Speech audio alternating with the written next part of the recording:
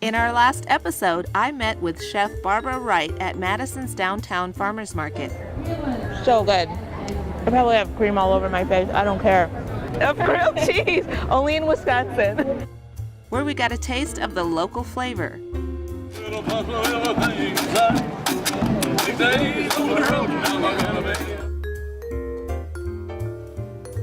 And have some mishaps along the way. This is later.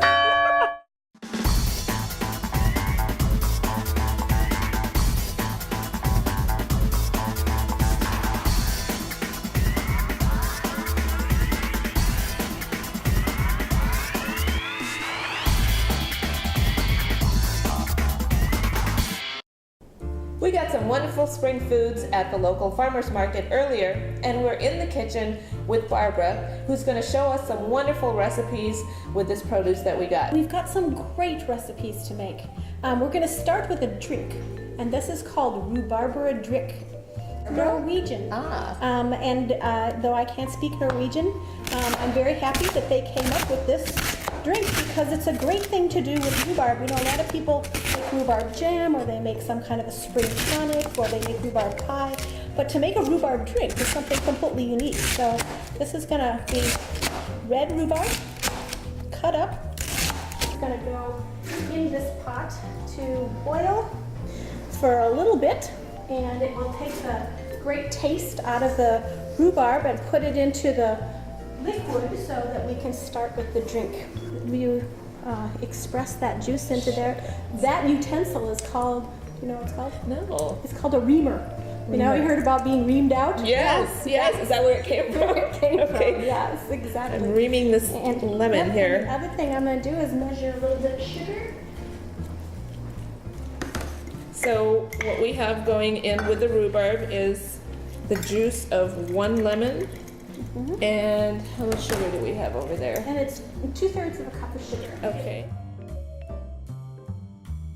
And those are Meyer lemons, which have a really lovely taste. This is going to go in actually after the rhubarb is done boiling. Okay, so it's almost done. You know, it just takes between 5 and 7 minutes of boiling, and it looks like the rhubarb is turning the liquid a beautiful color pink. Yeah, hold it up. Up there. Be careful when you do this.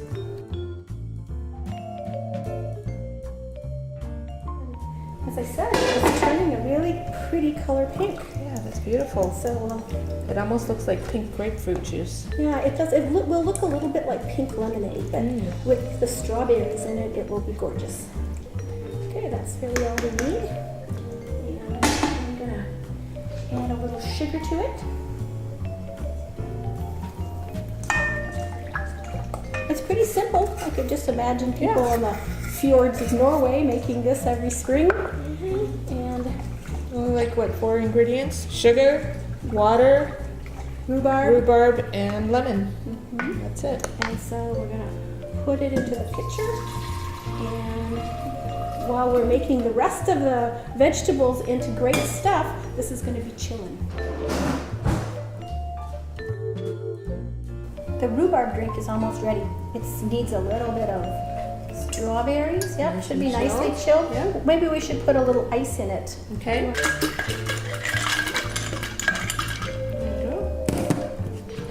And we're just putting strawberries in there, but we can add any fruit, right? We can. Any fruit. I love the pink, the red of the strawberries, and right now I'm going to put slices of lime in there because it's going to be pretty too. You could put other fruit, peaches also look beautiful in there.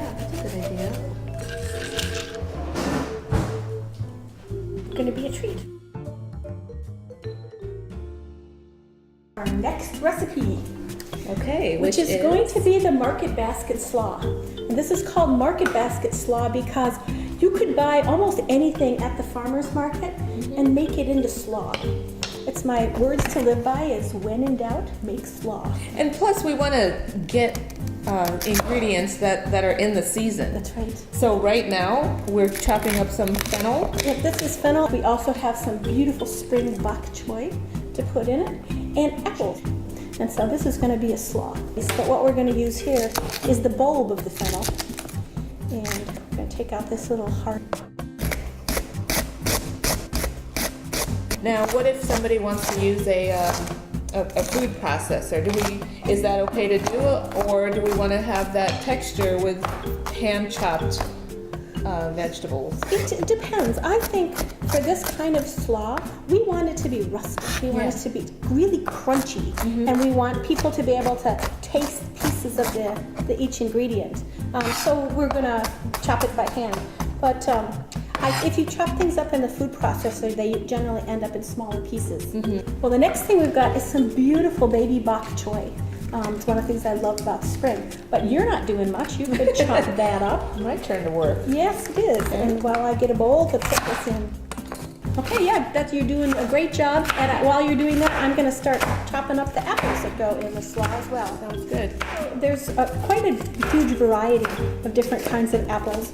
Lots of apples to choose from. So if you're into green Granny Smith apples, you can use that even. And they're tart and have a little pucker factor. And the Honey Crisp ones are sweet. And these are sort of in the middle. These are just sort of your everyday apple, and they're going to make a wonderful contrast of flavor with the anise taste of the fennel and the bok choy. Dump that in there? Yeah, just dump it on in there.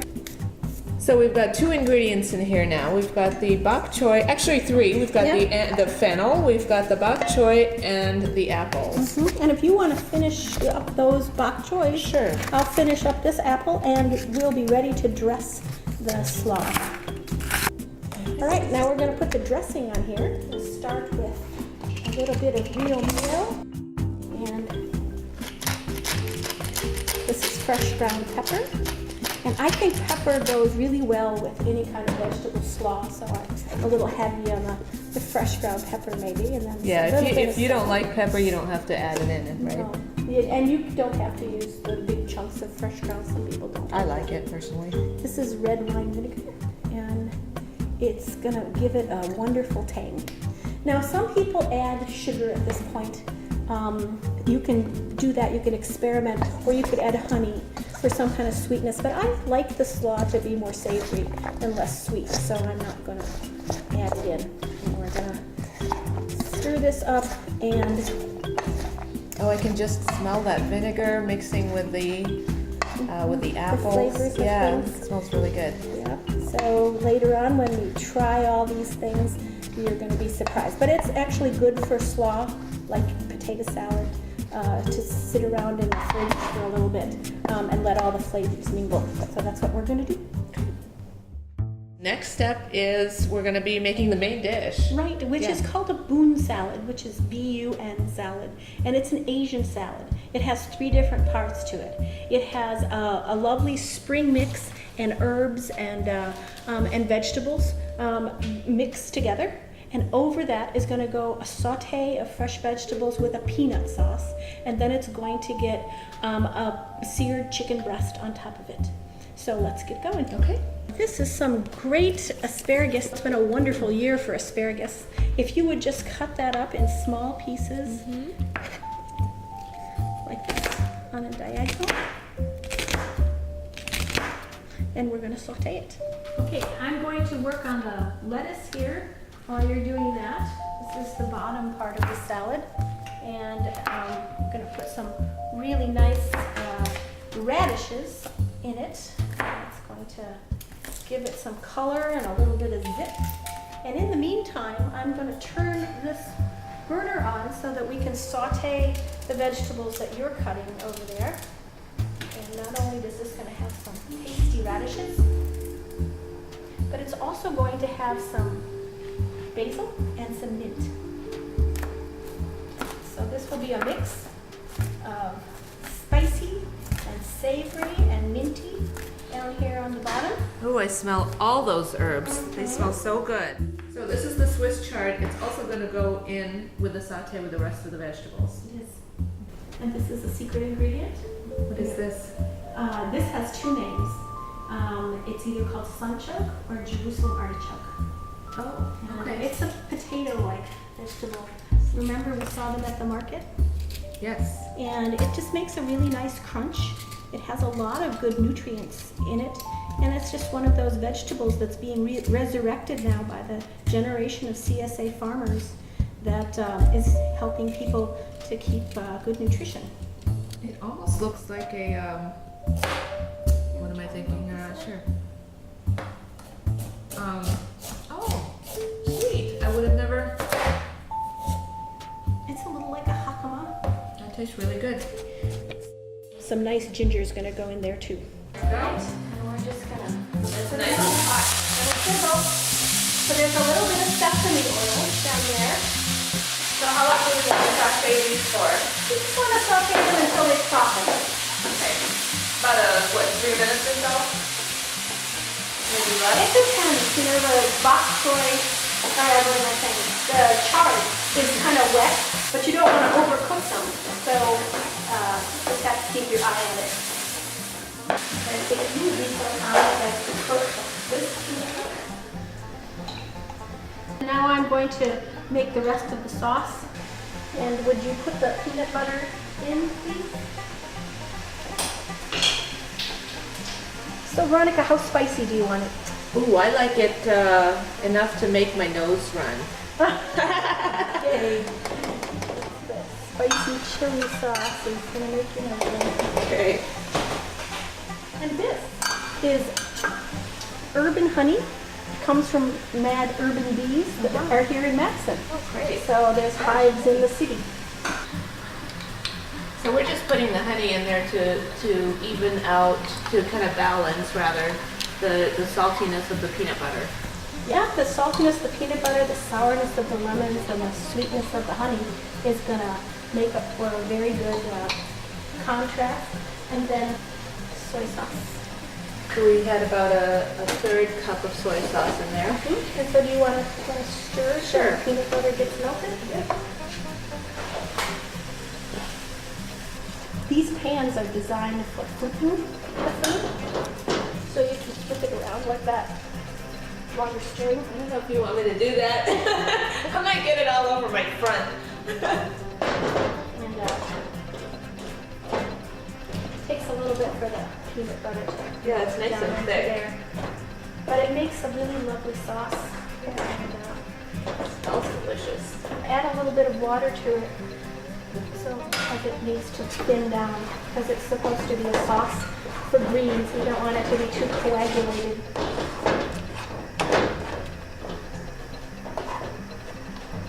All right, done. So while the saute is resting, we're going to be working on this chicken. And you're going to pound it?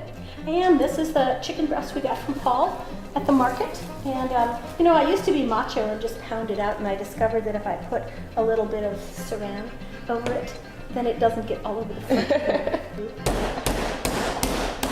Okay, so we just need it flat so that it's all the same width. Okay. So it'll cook the same. And then we're on to seasoning it. This says garam masala, but it's not. It is, smell it? Ras al Hanout, which means the top of the shop. This smells just like the spice markets would if you went to North Africa. It's almost like you can get transported back That's there. right. We can transport you there. Is that just one spice or? It's a mixture of probably up to 26 different kinds of spices. Okay. The top of the shop means, you know, the best spices that they have. Oh, okay. And so every spice market stall has a different version. And so this was one that I picked up when I was there, and I love to use it to season things that I am going to sear. That's what I'm going to do with this. And so I'm gonna also pound in a little cumin seed, which is going to make it even more exotic. A little salt, a little fresh ground pepper, and a little more pounding to get those embedded in there. Put a little oil in there, and when it smokes,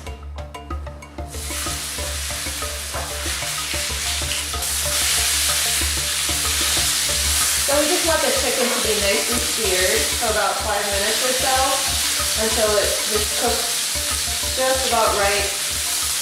Because it's chicken, we want to be careful that it's cooked all the way through, and that's why we pounded it flat. Okay. But we also don't want it to get too overdone, the edges to get too crispy.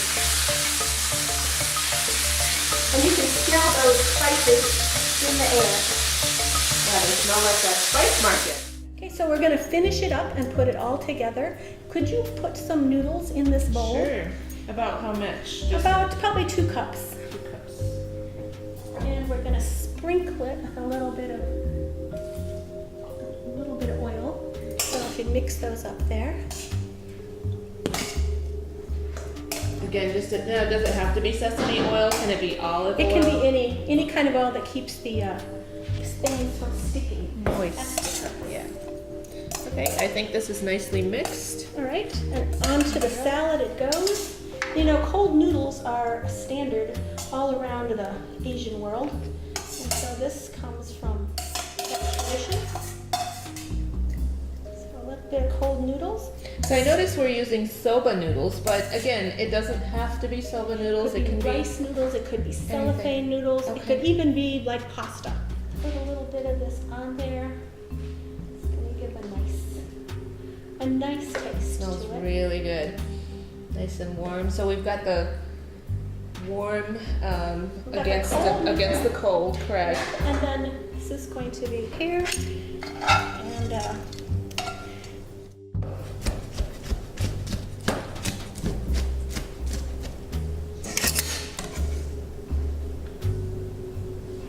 okay, so we're just going to top this up with a little bit more onion. And voila, here we are. All done. This is a great Nice thing to and serve. fresh and Serve on a really day. You don't want to grill out, but it's fancy enough to serve to your family and friends and make it a special occasion. Has all the things that we found at the farmers market, and it's just going to be tasty. and healthy too. Are you ready for dessert? Yes. Now this is going to be really unusual because it's a combination of fruit and cheese, and usually you see that on a party cheese plate, but this is going to be a assembled dessert, a staged dessert. So this is going to be a little bit of cream cheese in this bowl, and So I see you're using 2 kinds of cheeses, but the Kasseri cheese and cream cheese. But like you just said, we can use, if you like blue cheese, you can use blue cheese. You can use feta cheese. mascarpone is good instead of this, or neuchatel, or you could use any kind of a soft cheese and a semi-soft cheese together to make this. Now, Kasseri is a town in Turkey, and this was my favorite cheese whenever I would travel there. And then they started making it here.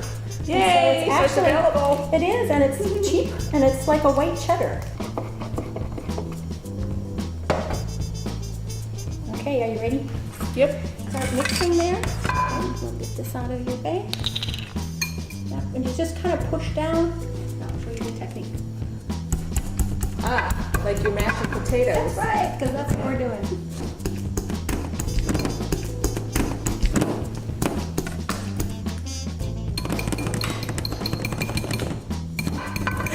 You might need a fork or something to. All it takes is being a servant. Just throw it on people. That's what we do. The kitchen is not a safe space. No, it's not. The secret here is getting some nice even slices of watermelon. That's tough to do. Yeah, I don't think there's an easy way to do that. So we're using star cookie cutters, but you can use any cookie cutter that you have in the house. And you can make them any size you like. This could actually be a fun kids activity too. It could. Make them really like. There you go. All right, and so we're going to put the cheese mixture on top. I put a little oil in that melon baller. Do you want to give it a try? Sure. And, Just dump it on there. Just dump it on there. And one more time. Okay. Just finish it off with some mint. So nice. It might become all the rage. Salud. Good. Yummy. Perfect. Yeah, you can taste the rhubarb very nice. And now for the Yeah, main see what you course. think about that. I hope the Chicken tastes like a nomadic encampment in the Sahara Desert. It's real good. I like the texture of the peanut butter. It kind of pulls it all together. It's kind of different with the Middle Eastern nomadic spices, yeah. I like the fresh fennel because you can, it's very light. You can taste the anise flavor, but it's just a little bit light anise taste. And I think these apples are perfect. They are. It's a world of flavors that all come from local food producers. So you don't really have to travel the world if you know how to cook internationally. Yeah.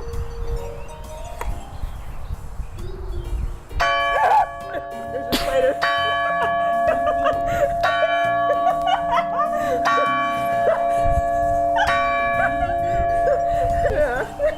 That was a tiny little spider. That was timed perfectly. I'm sure it'll be superb. How can you go wrong with cheese and fruit? You can't. I think the rest of the world criticizes Americans because our desserts are so overly sweet. But this kind of thing at the end of a meal is just, it satisfies, but it isn't a million calories. No, it's kind of cleansing too. The watermelon by itself is very cleansing. It's really good. I like the contrasting flavor of the creamy cheese with the crunchy watermelon. It's really good. Sorry, I already said that, but it really is. Well, this has been a fantastic experience. Thank you so much for having us. And hopefully we'll be able to do this another time. As always, keep on exploring.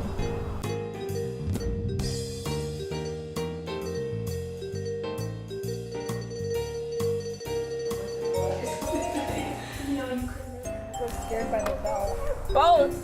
And it's right there.